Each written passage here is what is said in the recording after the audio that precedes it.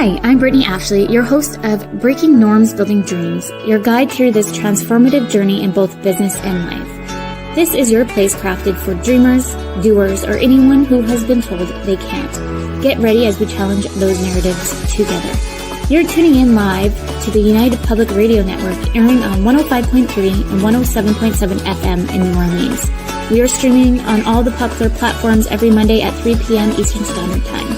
Join me for a candid and thought-provoking conversation celebrating your unique journey because you are worth it. Hello, everyone. We are already on a Monday. Can you believe that? I'm so excited to have Erica here today. I'll give a little bio, but for those just tuning in for the first time, welcome to Breaking Norms, Building Dreams. I'm your host, Brittany Ashley, and we are broadcasting live on the United Public Radio Network and UFO Paranormal Radio Network, 105.3 and 107.7 FM in New Orleans. Get ready to escape with us for the next hour as we break norms and build dreams with Erica. I'm so excited to have you today, Erica. Thank you so much. I'm excited to be here with you. So speakers, listeners, all the people listening to us today, if you don't know who Erica is a CEO and founder of Momwell, is a registered psychotherapist specialized in maternal mental health. As a mother of 3 boys, she has personally navigated the challenges of motherhood, including postpartum depression. She is the founder of Momwell to provide specialized mom-centered mental health support. An award-winning publicist, author, Erica has been featured in Times Magazine, US Today, and so much more. She's an advocate for inclusive, accessible maternal health and redefines motherhood expectations. I'm just so excited to have you here because one of the reasons why I started my business was to help moms work from home. So when I came across your platform, I feel like a big brother, like just watching you. I'm just so excited. Yeah, it's evolved a lot over the years. I always kind of joke that I did not go to school to become a therapist, to found a company and have a creative platform. And sometimes it's so strange how we find ourselves in these places. But yeah, we're doing some exciting things. You are doing so many exciting things. Maybe you can just share a little bit about your journey. And I know I did a quick bio on you, but I love to hear more from you than the bio. Yeah. Well, I started as a therapist. I was working in children and family practice, kind of just navigating my way after graduating, trying to figure out, is this what life is now that school is done? And do I continue school? And I feel like, especially as millennial women, we've been told go for your dreams and shatter all these glass ceilings and, trying to process that. And then I became pregnant with my first son and I had 3 boys in the span of 3.5 years. And I was just thrown into the deep end, I feel like. Yeah. And I went through my own postpartum depression and anxiety throughout that time that really kind of came to a head after my third was born and my third postpartum, 8 to 12 weeks postpartum. And I talk about my story really candidly about how I got to this place where I just realized that I was not okay. I was not myself. I was ragey. I was irritable. I was anxious. From the time I opened my eyes in the morning, I was already at capacity. And any little thing that happened was such a disruption for me. I had such a hard time coping with it. And then I got some help, got some treatment, went on medication, tried to process all that was happening. And ultimately that led me to niching down in maternal mental health and specializing in this field. I didn't even know that maternal mental health was a thing. As a therapist, I didn't know that this was something like a high risk time for women and families. I didn't know how symptoms show up and what this really looks like sort of tangibly and practically for people. And as I was unpacking that, my own journey for myself and learning and specializing, I started an Instagram page just to help others, educate them and support them in their adjustment. And that really just kind of organically grew and took off and has developed into a maternal mental health platform now at this point where we offer services across most of the US and Canada. I love that so much. I find I'm just putting your website there for anyone viewing. For the listeners, I'll put it within the comments on where to find Erica as well here. But thank you for sharing your journey with us and just being so authentic. I suffered also from postpartum with my first, and like I was scared to leave the house. I was like, I won't leave. I'm fine. And everyone's like, well, why don't you want to leave the house? I'm like, well, first off, giving me a kid for my first time ever, and you're expecting me to go do all these things. I'm just like horrified. So I didn't actually really understand or realize that I was suffering from postpartum until I started talking to the mental health nurses at the society here in Victoria. And they're like, oh, you're showing signs of postpartum. And maybe we can dig into that a little bit, Yeah. the moms or even partners listening, because it's important, I think, too, not just as a mom, but a partner to understand and see those signs too. Yeah. So we've got postpartum depression, which I think is more commonly talked about, but still often confused with like baby blues. And when does it become depression? When is it just, hormone fluctuations? And there's a lot of parsing apart there. And then there's also postpartum anxiety and, maybe birth trauma if we've had a really traumatic experience. Mhm. So when you're talking about feeling like you don't want to leave the house, well, from Mhm. a depression standpoint, this could be like if we feel low mood, we feel like a lethargy, like so lethargic and exhausted that Mhm. even like brushing our hair could feel like it's a lot of work. Taking a shower. I mean, early postpartum taking a shower is a lot of work, regardless of whether you're struggling or not. But like little daily tasks start to become so challenging.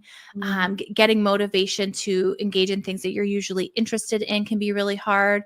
But then on the flip side of that, there's also postpartum anxiety, where I've worked with a lot of moms who are fearful to leave the house because, it was COVID and there's germs and there's like even daily things that are normal that we navigate every day as, individuals feel like threats now that we have a child that we are caring for. Like a stroller walk on a busy street can feel like a threat if we're really struggling with intrusive thoughts or anxiety.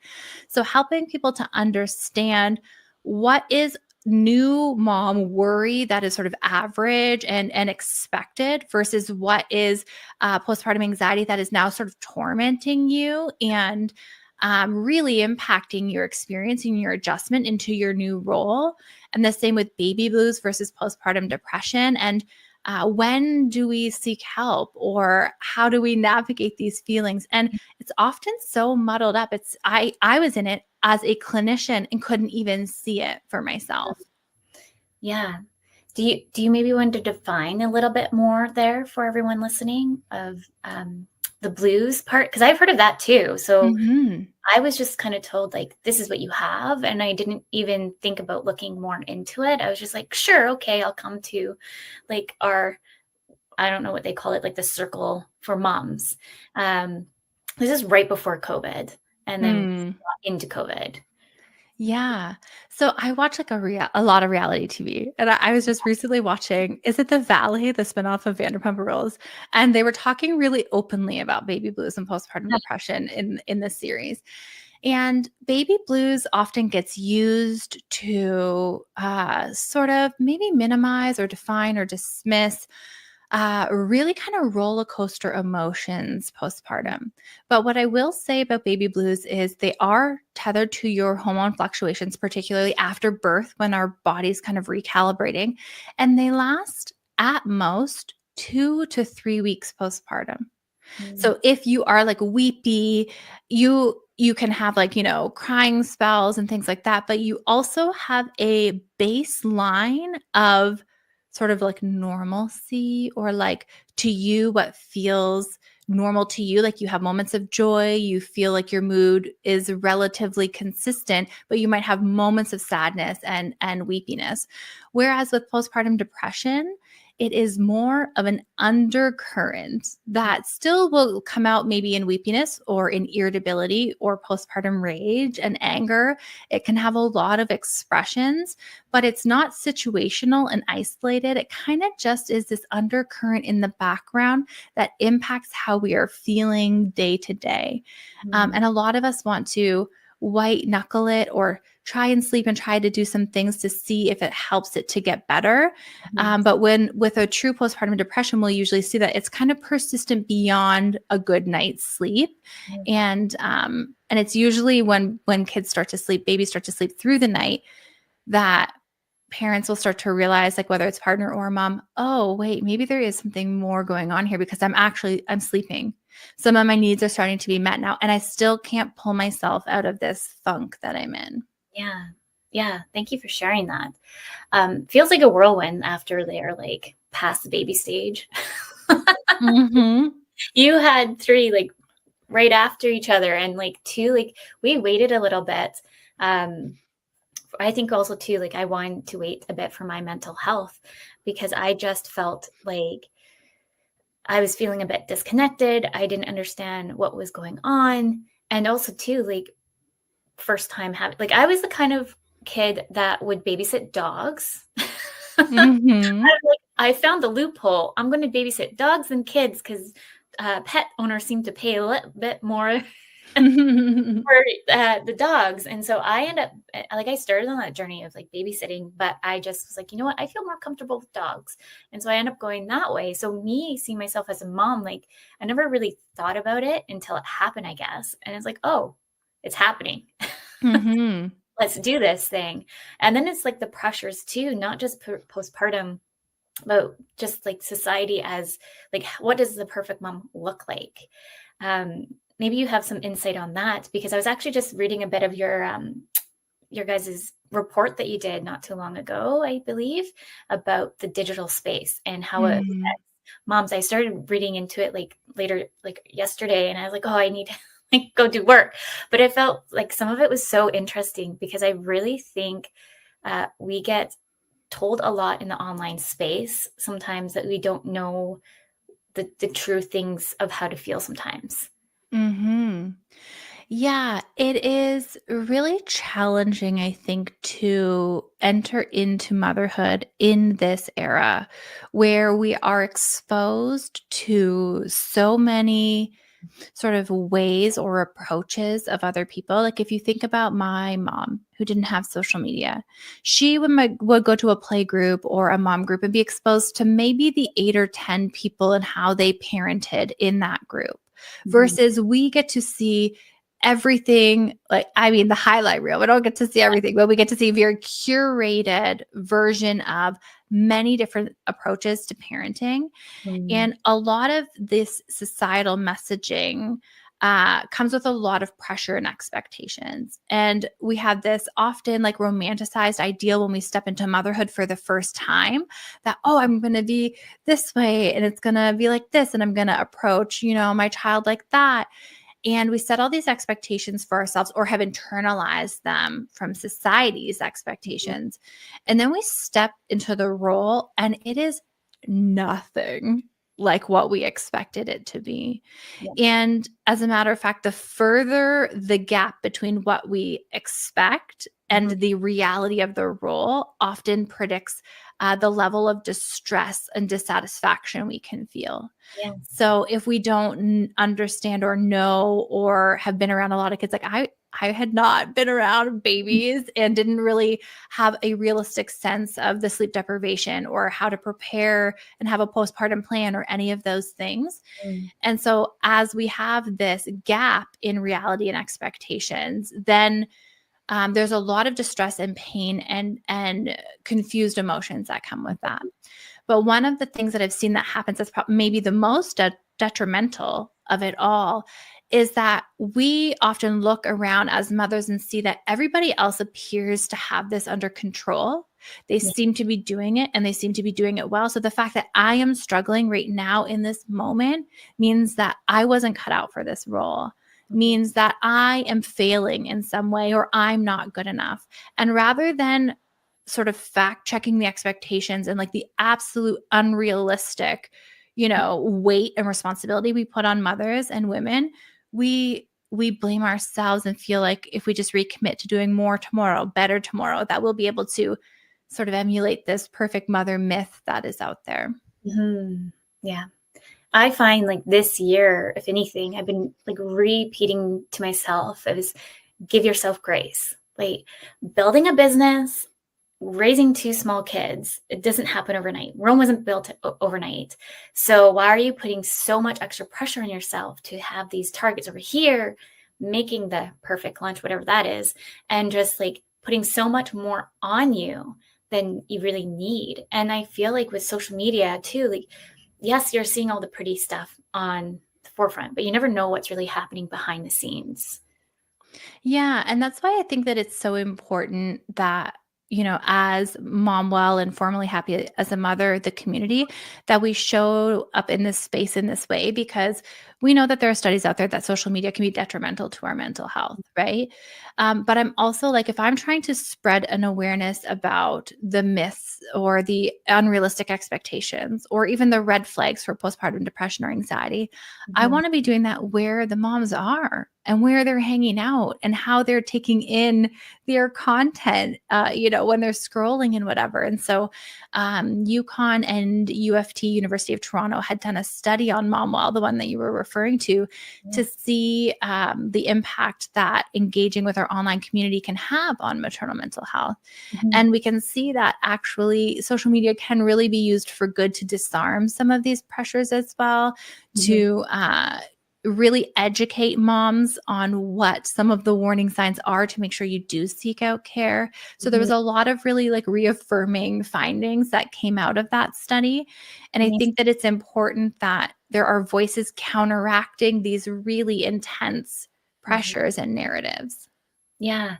I know when I first had my daughter, I was like, I'm going to join a mom group. And when I was in it's like a Facebook group, they, depending on what year your kiddo's in, they make all Right. grades. And so I was like super pumped. I had like a mom group. And then I just felt like no matter what you shared in that group and specifically, like you'd get attacked. And I was Mhm. I don't feel like this is a safe place because I'm always feeling judged. And motherhood's hard. So Mhm. I end up like removing myself completely. And now with my son, like I didn't even bother joining any of those kind of groups, but I feel, I guess, a bit guilty because I'm like, I feel like I need to make more mom friends. It's really tricky because we're so isolated as a parenting generation. We don't really have a lot of other generations sort of around and helping us parent. So the support systems feel like they're really lacking in that way, especially for our generation. And Mhm. then especially I find with first-time moms and new moms, but it happens even beyond that, when we enter into groups and we are still free falling in our motherhood experience and we are still trying to carve out our own identity and confidence in our role, the Mhm. way that we look to reaffirm ourselves often is trying to prove our rightness, Yeah. maybe blaming or criticizing others or sort of challenging their parenting approach versus ours, because Mhm. often we don't even feel confident or sturdy in our own choices during that time. And it can become really tricky when we don't feel like we are anchored or grounded in something that feels solid and secure for us. And I talk a lot in my book about values led mothering and like finding your own motherhood identity so that you feel like you have a criteria, something really rooted in meaningful things for you to make your decisions off of, so that even if somebody does disagree with you, you know that that's coming from their own, values and priorities and what's important to them versus you having to adopt it as your own. Yeah, I love that. And your book, so anyone listening, is called Releasing the Mother Load. Did I say Mhm. that? Yeah. Tell us more about your book. I'm so excited to read it. Yeah, Like it's all about the invisible load and the mental load, and it's one of the things that maybe most surprised me or that comes up the most sort of behind closed doors as I'm working with moms in maternal mental health is the unbearable weight that we carry that we cannot turn off, and it's invisible and our partners don't understand it and nobody thanks us for it, but it has to be done or a household wouldn't run. And really looking at what that load is. Why does it feel so much heavier than previous generations? Why are we defaulted into carrying it? And how can we reevaluate that load and let go of what is not essential? And Mhm. also, like, decouple it from our identities so that when we do like share ownership with a partner, it doesn't feel like we are letting it go because we're failing, but we are feeling like empowered in redistributing. I Mhm. I feel like our identity is often woven in being a good mom equals the care tasks that we do, or equals having a clean house and the chores and the things that we do. And if we are measuring our performance and our role based on those things, it will be very difficult to share ownership over them or to let them go because we think we should be doing them and doing them well. Yeah. And I'm excited to dig more into your book. I really am. I feel that there's a lot that you put in there that I can't wait to dig in more deeper and just to like self-reflect too. But you're talking about your values as motherhood as a mom, I bet, and finding your inner values. And I feel like when we're kind of thrown into it, if it's your first kid, you kind of forget a bit about your values because you're just in survival mode. It's like, I got this, or like breastfeeding. I was like, I will not breastfeed, and then I was like, I'll try. And then with my daughter, it was difficult. And then with my son, it was even more difficult. We think that maybe he had latch issues, where he was a true COVID baby during COVID, and so that meant that extra support there with the wives that we were working with, the motherhood wives. They just kind of was like, here's your kiddo, all is good, goodbye. And then I would Mm. call them. So I didn't have a doctor. And I would call them like, okay, yeah, we were good for the first few weeks. He was eating, but all of a sudden he's like not eating. And so I was just kind of in that spiral again. And I think I wasn't even fully like let go of like the depression before. So it's just kind of like on top of everything else. So yeah, I'm excited to kind of read more of the book and understanding too, like what you're saying there is finding values that are aligned with you, because you kind of get kind of noise. There's so much noise in the world today. And so sometimes we forget what our true values are. And I work with this on just clients on building a business. Like, what's your brand? What's your values? But I love that you take this intake for motherhood because I never even thought of that.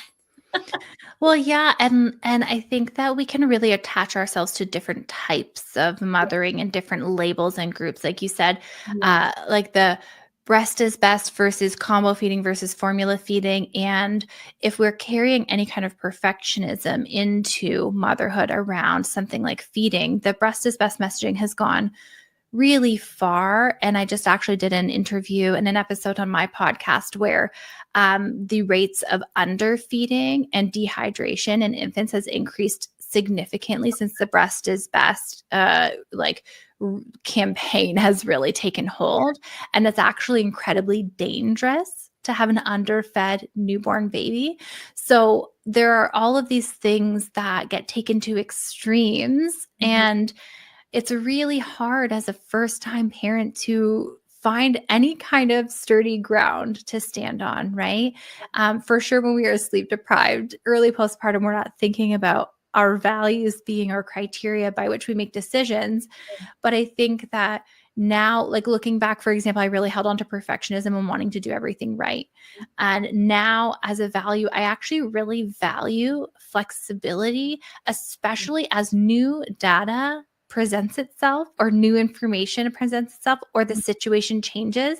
Reevaluating and being flexible is actually something that is very meaningful and important to me. So if I was feeding and it was going well, then that's great. But then if it took a turn and the latch wasn't happening very well, like you said, then I'm going to reevaluate now what is best in that situation. But when we're really steadfast holding on to a particular label or approach, we Mhm. don't have the flexibility to reevaluate because we're very focused on trying to do it right, quote unquote. And that is a very reoccurrent theme that I see in the moms and parents that I work with. Yeah. And it's so true because like when I first had my daughter, I was like, well, this is the right way because Mhm. everybody only ever talked about it that way. And I pushed myself. And I just remember being like so uncomfortable. I hated every moment of it. And they're like, oh, this is a way for you to like build that connection. I was like, I hate every minute of this. Like this is not great. And so with my son, I was like, okay, I'll try it so I can say that I tried. But I just knew, like, I was saying to my husband, I was like, I need your help at night. I Mhm. can't do it anymore. Like, I can't be waking up. Like, my son was always waking up like every half an hour because he wasn't eating enough. And so I was like, I'm like ready to like, nope. So I was like, let's try the bottle. Let's try to get him to do both. And so then naturally he preferred the bottle. And I was like, well, he he spoke. He showed Mhm. I'm good at walking away from not breastfeeding. But I think a part of me too was feeling so guilty that I didn't like maybe last as longer than I should have with my daughter. Like, that mom guilt really starts to set in. And there's a lot of grief. Yeah. Like, you wouldn't believe the amount of people that I've spoken to where their children are, like, school age and they're, like, well beyond postpartum, and they still break down in absolute grief and guilt that they didn't get the breastfeeding journey that they wanted. Mhm. And that speaks to a couple of things for me. One, the enormous pressure that the one singular approach sort of messaging that we've got puts on women and mothers. And there's a lot of misinformation here about that every woman can produce breast milk when actually the rates are like 1 in 5 to 1 in 7 women don't produce enough milk to actually feed and sustain their baby. Like, there's a lot here, just even based on like the data. Yeah. And then also, feeding represents a few other things to us. It's like measuring our worth and our performance in our role, how good of a job we're doing. It's often presented to us as the way to form a secure bond with our child, which is just fundamentally not based on any kind of science or research. Mhm. So feeding becomes a very emotionally charged and loaded conversation because it represents so many different things, especially as we're trying to establish ourselves in our new role. 100%. I feel too like it really, like, I think hit me harder when I was at the hospital because Mm. the nurse would not let you go unless you showed that you can latch. Or like it was just like I remember she was not the nicest. Like I was like, that's Yeah. And well, and a lot of hospitals have like breast is best sort of like mandates and things. There's a really great foundation called Fed is Best, yeah. led by a physician, an emergency doctor, that is doing incredible work that has a lot of fact checking and myth busting information in this category because um, I felt that too. And I actually have clients who come to me who have like had double mastectomies because they've had breast cancer and still feel like they should be breastfeeding their child. Like, it just goes so deep, the pressure that women feel. Mhm. And it's to feed your baby and to make sure that they are not underfed and that they are getting the nutrients they need is the goal. Like, that is the primary goal. How that happens, as long as it is safe and, we're not like supplementing things that are not formula and are not like, safe, as long as we're doing that in a safe way, like that's all that matters for our babies. 100%. And I feel like it's taken me some time to kind of, I guess, I don't want to say accept the concept, but more or less like give myself like that, like, it's okay. Like, it's time to move on. You've done what you could do. They're healthy. And let's go to the next stages in life because now we're on the school stages.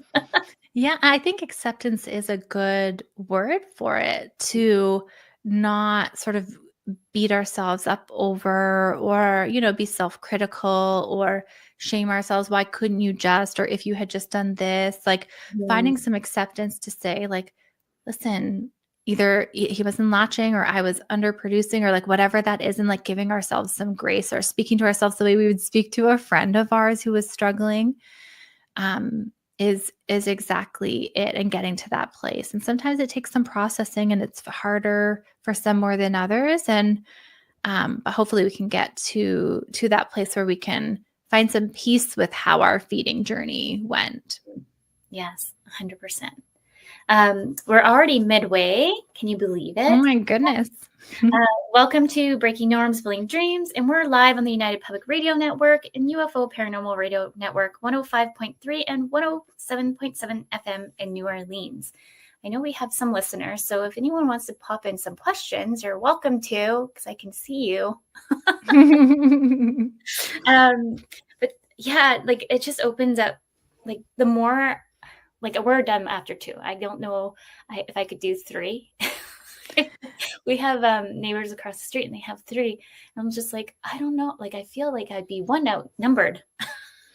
It was a big shift for me and us personally. Like I felt like it was exponentially more children than 2, but not everybody reports that feeling. I think it's just that we were already kind of feeling at capacity. So it kind of threw us off kilter a bit. But yeah, it's a lot of kids, it feels like. But the one thing that I love, because I was an only child, so I actually always thought if I ever had kids down the road after meeting my husband, I was like, oh, I would want 3 boys. And when I had my daughter, I was like, well, maybe we'll nix the 3rd. I'll try for 2. Yeah. Sibling love. I just love it so much. Them growing up together means the world. Yeah. Well, and that's another thing that I think a lot of us carry into parenthood is sort of an idealized family. So we like have an idealized version of ourselves in our role, like what a good mom is, quote unquote. But then we also have these expectations of how many children we might have, what genders they might be. And I work with a lot of clients on grief around whether they can have another child or not, or their partner has changed their mind, or in a traumatic birth, they lost the ability to grow their family, or all kinds of situations that play out that change or alter what that idealized version of our family might look like. Or like you said, you got two kids deep and we're like, I think that this is it for us, right? And being able to process that and come to terms with that. The decision about whether to add a baby to the family or not, I know that sometimes that is not always a choice that we still have. And that's, I just want to acknowledge that. But deciding whether or not to expand your family is probably one of the most common conversations that comes up on my platform, which is shocking because we think we know, and then things change and life changes. Our capacity is not what we thought it might be. There's just a lot to factor in there. Yeah, and I still think we're still in that society too of, oh, are you guys been together for how long now? Are you going to get engaged? Or when are you getting married? Oh, you're married now. When's the kids coming? Oh, you have 1 kid. What about the others? Like, never stop. Yeah. And all of this line of questioning for mothers and women in particular is all anchored in children and family, right? Like it's all like, oh, your kids are getting older. With me, I always get asked, oh, are you going to try for a 4th? Are you going to have the girl? Or if you start to get some capacity and the kids are all in school, it's almost like I don't know, we fill that space with more child-related activities or expanding our family. And I'm like, we are allowed to exist and want things for ourselves and to desire things for ourselves outside of our role as well. And that is okay. Yeah. This is Terry's comment, the natural order of life in the family children. Maybe you can expand more on that. Yeah, I don't know. Comments there, Terry. Maybe you can expand a little bit more what you're saying there.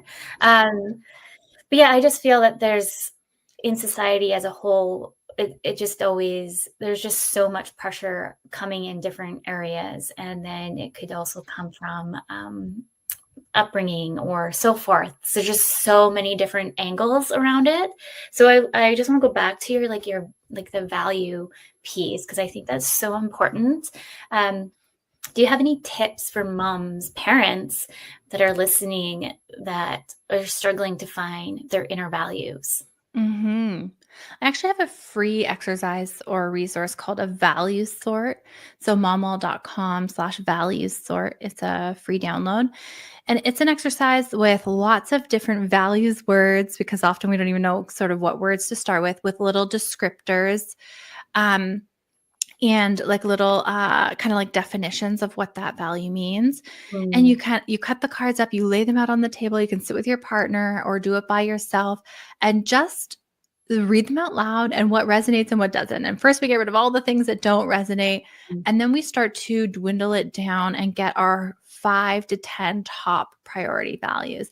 And mhm, I see values as having like a few different spheres. So like I have individual values, me, Erica, the person, outside of my role, right? And those are things like constant development and mastery of things. And that is constant learning and improvement like of myself and in the things around me.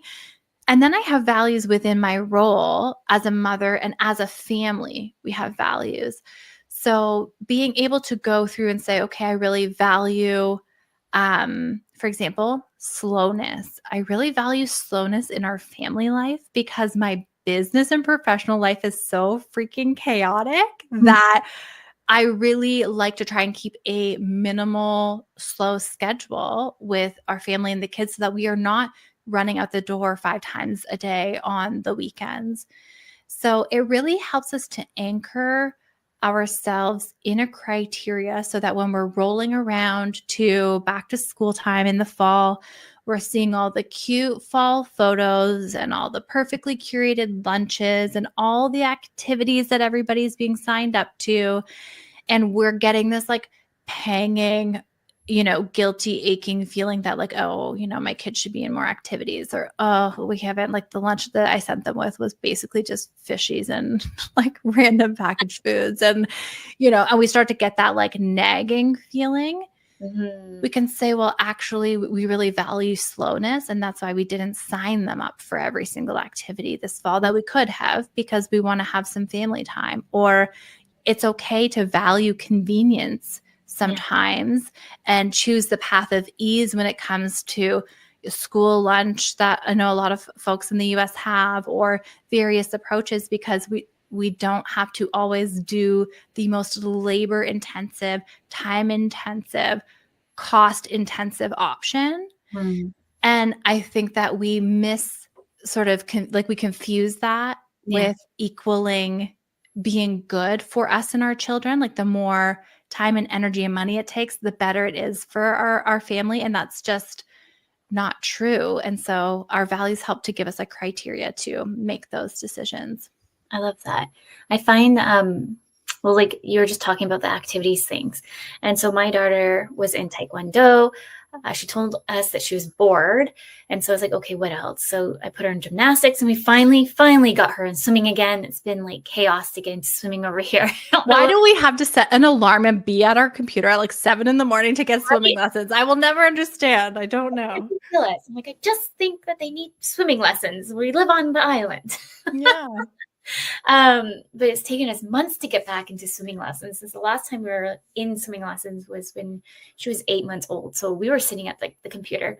But going back to like feeling a bit guilty on not getting them in enough activities definitely showed up for me last week, because I was like, okay, we got them in gymnastics, both kids actually randomly at the same time, which is perfect. They both spoke. Amazing. Yeah.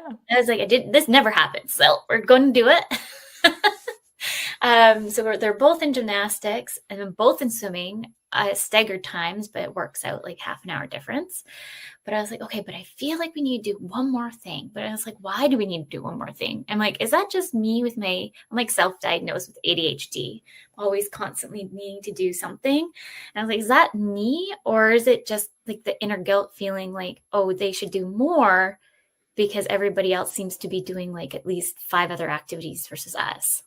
Mhm. What is it? And it's important for us to kind of like fact check or at least pause and become curious about why Mm. we are making these decisions.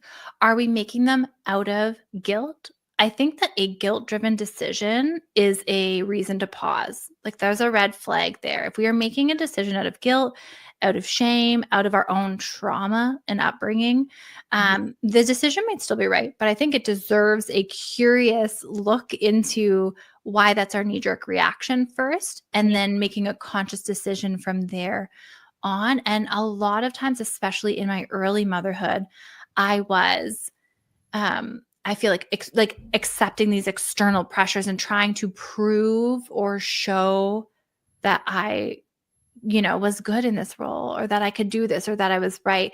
And I'm like, to who and why? And I'm the one here suffering so significantly, Mhm. especially my mental health, just eroding, trying to prove this, right?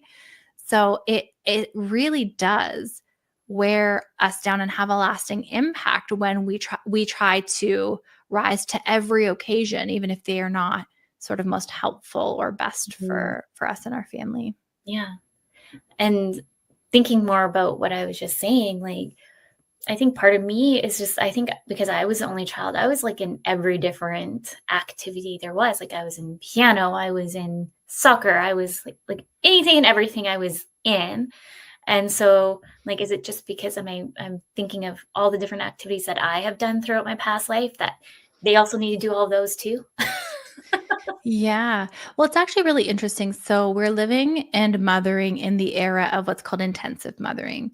The norms of this intensive mothering and the beliefs and myths of it tell us that we are best biologically suited to care for our children, that motherhood should be labor intensive, all consuming, that we should put our children and our family's needs above and beyond our own, and that we should be satisfied in our role and not really long for anything else outside of that.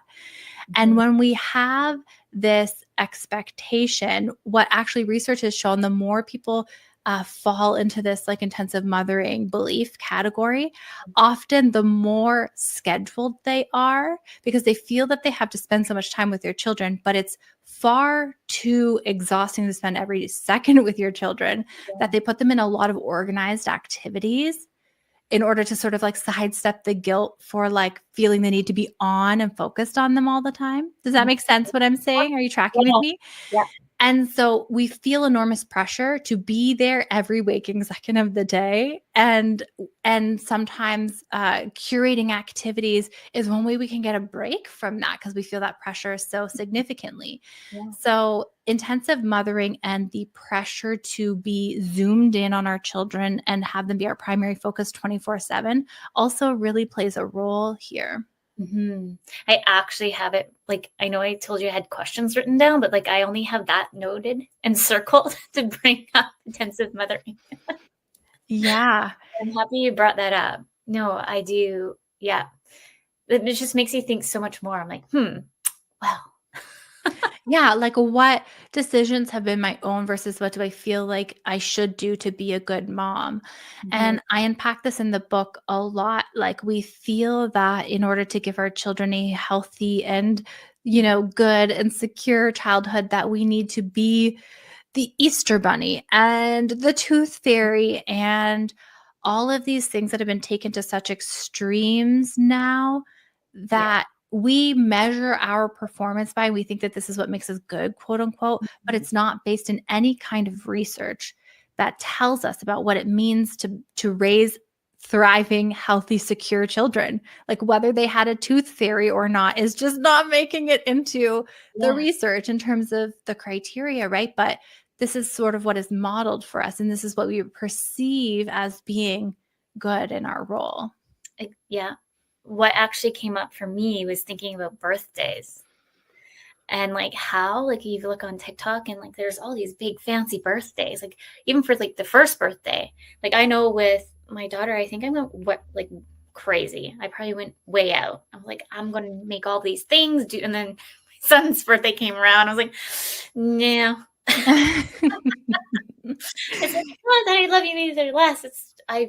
I've put so much pressure on myself thinking that that is considered like being like the perfect mom and doing like all of these, like I love to do crafts. So I felt like I had to go over the top and Mhm.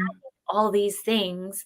And then looking back and I'm like, why did I do that? I was like exhausted, not enough sleep, but I still pushed myself to do this big birthday thing. And then I don't know, maybe it was part of like social media, maybe affecting me a little bit there. I'm not sure. Yeah, I think that it's a bit of a mixture of things, and I will say, like, I am not, like I did not make it out of this pressure, like, I took this is partially what led to my breakdown turn breakthrough that I talk about so openly was I took on all of these expectations, hook, line, and sinker, you know? So I'm not talking about it from, like, an outward view, and, like, I lived this and I felt it so strongly as well. And I think that it is when we don't know our own definition for what it means to be a good mom, and we've not really given that thought. And understandably, in the postpartum, it's chaotic, and we that's not the first place we go to. But when we don't actually intentionally carve that out, what happens is we try to emulate and step up into every sort of little expectation we think equals good motherhood, and we're going in a million different directions with no real bullseye, with no real plan, with no real goals or measurable outcomes or like any kind of focus, and we can't possibly please everyone and do all the things right. So carving out what it means to be a good mom for us, like for me personally, it is being able to allow my children to have their feelings and validate them, and allow a safe space for them to express them and talk about them, and to be there for them consistently as a safe, dependable space, Mhm. attuning to them and noticing if they're not quite okay and if something is wrong, and making space to talk about it. Mhm. Being a good mom to me also means taking care of myself so that I have the capacity to show up for them, because before I did that, I was so irritable and cranky and ragey that I wasn't showing up for me or for them. Like it wasn't healthy for anybody. And so getting some roots in what that looks like for us allows us to say, "Oh, I see that that is an expectation you're trying to put in this invisible backpack that I'm carrying, and I actually wanna unsubscribe. This is just junk mail that's adding to all the crap that I'm having to sift through, and it's just not for me, thanks. Like, thanks, but no thanks." And it's not because we're not good enough, it's not because we're failing, it's not because we can't do it, but there's something to being able to say, I could do that, but I'm actually choosing not to. That is really empowering and allows us to show up in our role differently for ourselves. Mhm. Yeah. I yeah. It's all about, like we were talking about, values and boundaries. And I feel like having that inner reflection too, and giving yourself that moment to be like, you know what? I'm not showing up the way that I want to be showing up. So how can I fix this? Because I want to be able to be there. I want to be present. Um, I know one of your shows that I was listening to. I can't remember the topic that I was listening to, but you were talking about parenthood and how partners they can show up too and do dishes and or all these other things in between versus just us. Maybe you want to talk a little bit more on that, because I do believe, like my husband and I, we share. He does the cooking. I know, but nowadays it's like, well, you should be doing the cooking. It's like, no, I don't choose to because I prefer to clean. That's my outlet. I find it Mm. helps me release the day a little bit. Sometimes I prefer the cleaning because I have my own way of cleaning. Yeah, well, it's really interesting in doing the research for releasing the motherload. I did not really expect to find gender norms at the root of how things are often divided in the home. But Mhm. research has time and time again shown that when there is a husband and a wife in a home parenting situation, that the woman will auto assume slash be auto defaulted into caregiving and domestic roles. Now, there was possibly a time when this worked. Back like in 1950, 25-ish% of mothers worked outside of the home. Mhm. And if that is like primary focus. Even still, no, because we've got stay-at-home moms and we can unpack all of that. Like it's not, we are equal partners and parents to our children. Now we have 86, 87% of mothers working outside of the home.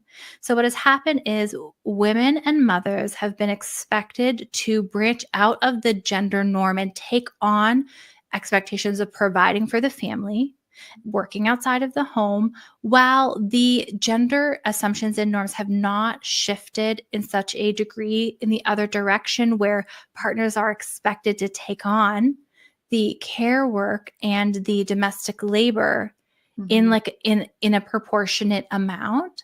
So we've got women who go to work full time, come home, start the second shift of all the caregiving and all of the housework and all of the labor.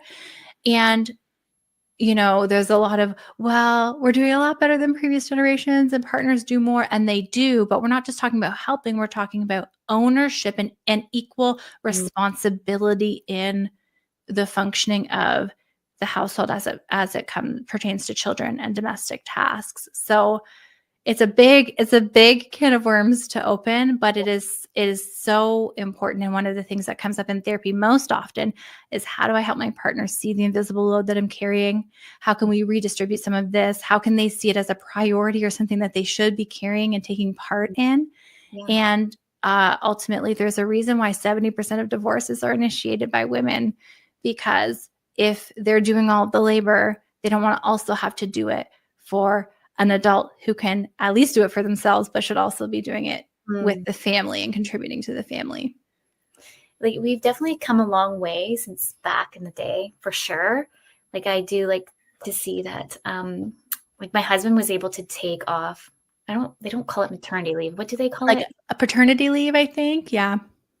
So it's nice to see that slowly changing into the cycle a bit more, but there's still that level of that expectation society for moms to either stay at home or do it all in a way. So that's why, like, I love what I'm doing right now in my organization, is just that it's a way for moms still to work and be at home and have that flexibility and all the things above. And so I love that we brought that up, because I think it's really important for others to kind of think about a bit. I know when I was in, where was I? I'm trying to remember, but they just made a comment being like, oh, shouldn't your husband be doing that? I can't remember what it was. Oh, mowing the lawn. Mm-hmm. I went out to mow the yard. And usually, right, like, that could be like the male thing to go off and do. But I was like, no, like, it hasn't been done. So I know he's in there cooking dinner. So I said I would come out here and do that. So it's just kind of, I feel like there's still room to grow here and have more of the open minds. Mm-hmm. We often still subconsciously will see tasks as being either female coded or male coded, like mom coded or dad coded as it pertains to the children. Yeah. And no task has a gender. There are very few things, aside from physically birthing and maybe breastfeeding, that only mom has to do. And even still with breastfeeding, when I was sleep deprived, my husband would get up, he'd have the monitor, he would get up, bring baby to me to nurse so I wasn't too disrupted, would take baby back, burp, change, settle. And so even then was very involved in the feeding process, even though I was the one feeding. So these tasks in the home, whether they are physical or they are the invisible inventory monitoring sort of pieces, are not gendered. And our partners are capable of doing this work because often they exercise these skills in their workplace environments. It's just that they've never been sort of required to sort of see them and monitor them in the way that we are.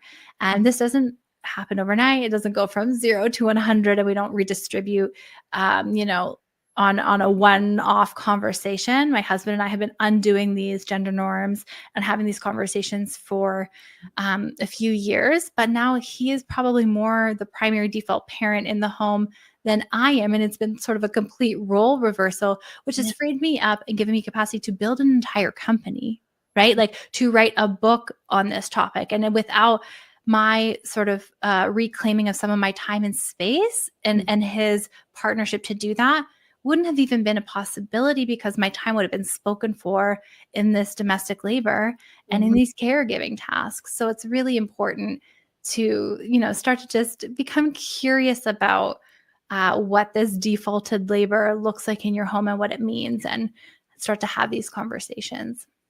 Absolutely. We're almost at time. What is next for Momwell, or what's your future goals? Oh gosh. Well, I've got lots of goals in lots of different areas, but for Momwell, the maternal mental health platform, right now we are focused on expanding the states and provinces that we are offering specialized maternal mental health care, psychotherapy in. So we're in 15 states, we are in several provinces, and we are focused on being accessible and lowering barriers. So we're getting in network with insurance companies in the states so that people can easily engage with our services. So that's a big piece of what we're working on right now. Working on another proposal for another book on anger and rage and motherhood. Yeah, lots of big things on the horizon, but ultimately the mission has always been that people would be well equipped with understanding that this is a high risk time and why and how to make plans and do things to set ourselves up for a as smooth as it could possibly be or healthy transition into parenthood. So we've got lots of different resources and ways to support families in doing that. Amazing. I'm so excited to see the new book and then finish reading the other book. I'm a slow Mhm. reader, but I'll get through it. Yeah. But thank you so much, Erica, for coming on today. I absolutely enjoyed having you. For those just listening or just turning off, thank you so much for coming in to Breaking Norms, Building Dreams. Next week, we have a surprise guest. Just want to finalize some things, and I'll announce that sooner than later. But with that, everyone, remember your journey is unique and your worth is unquestionable. Thank you. Thanks.